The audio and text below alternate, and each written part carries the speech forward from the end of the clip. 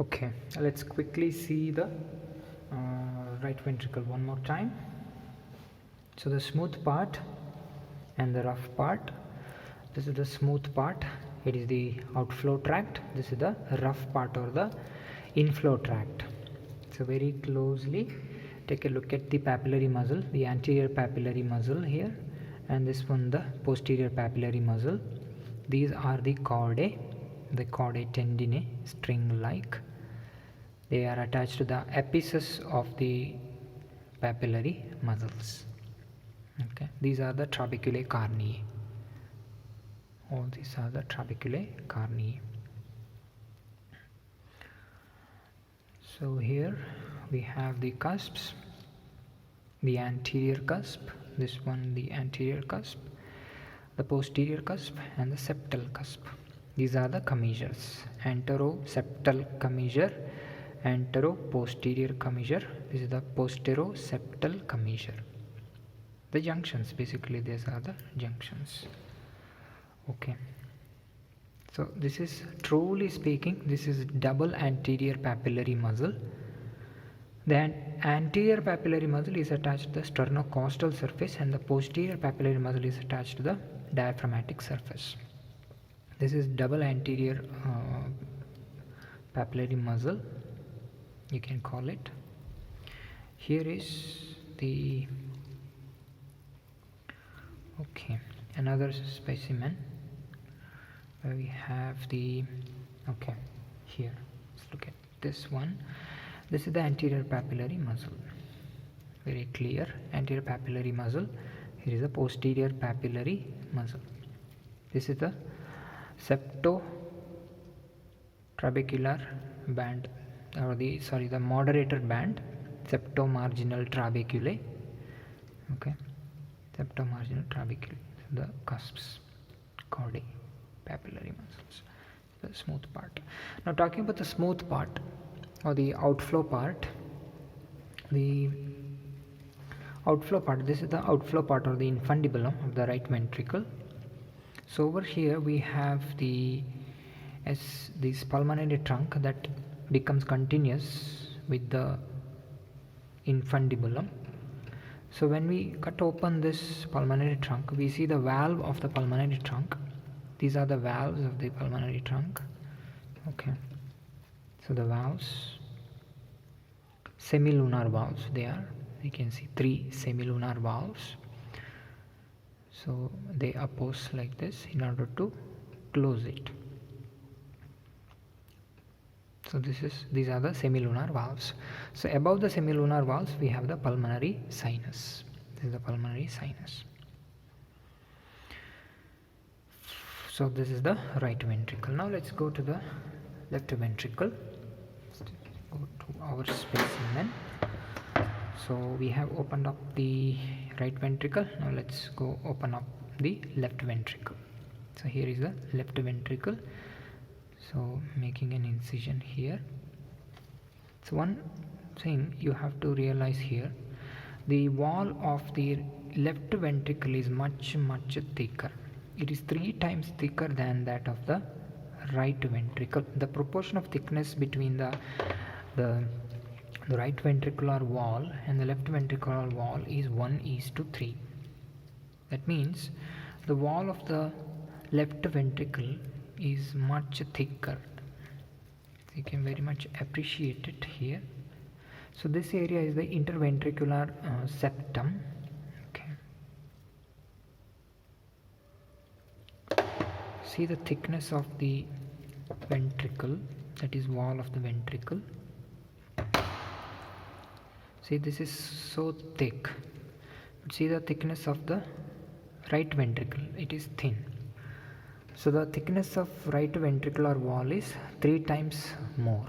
So this is about 3 to 5 millimeters thick, whereas the left ventricular wall, it is 8 to 12 millimeter thick, 8 to 12 mm thick, the wall here.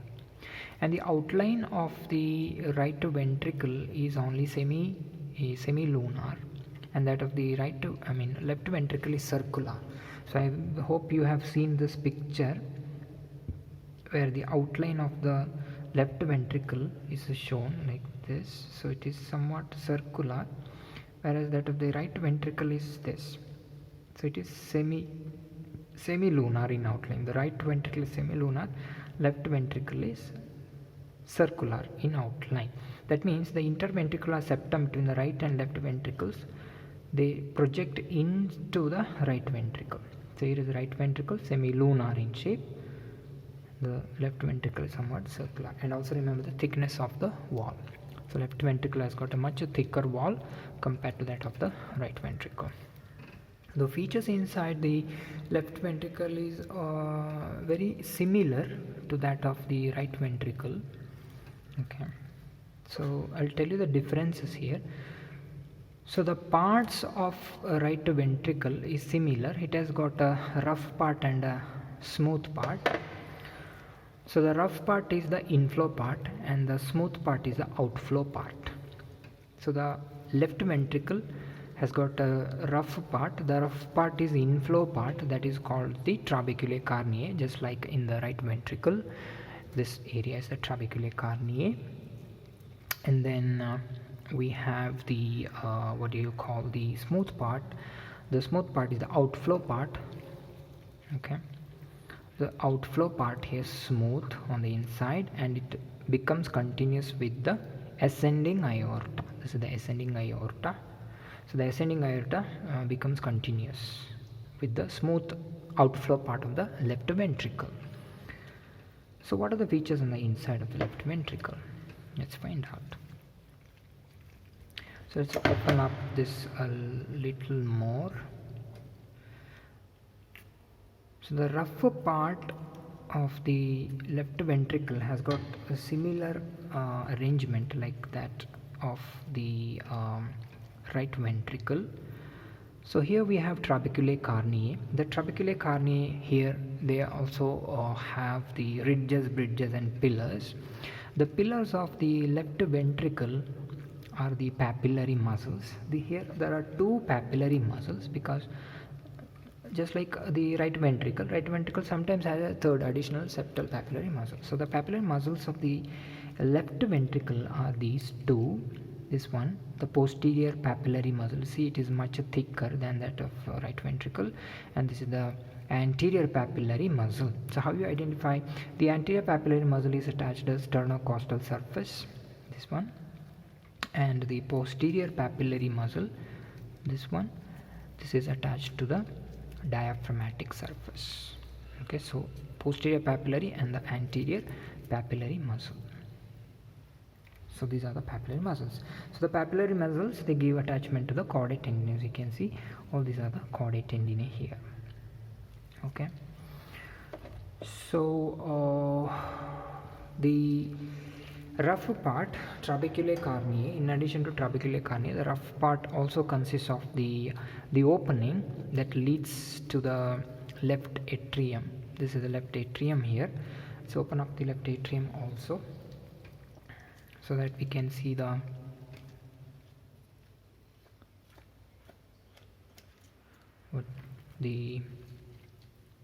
bicuspid or the mitral valve.